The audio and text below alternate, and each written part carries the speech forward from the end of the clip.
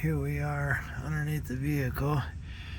I got me a 5-gallon bucket at Home Depot because it takes 3 gallons, you know, fill it up. Hey Ava, how you doing there, little kitty?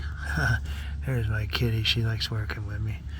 So anyways, yeah, to get this off, this is 3/8 ratchet.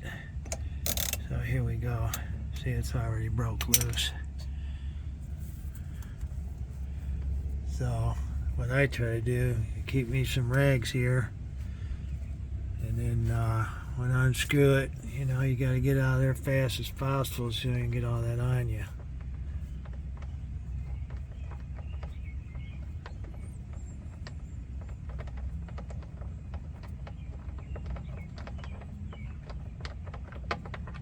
There you go. I got a little bit on me, but not bad. Could be worse. Alright, I drop that down there.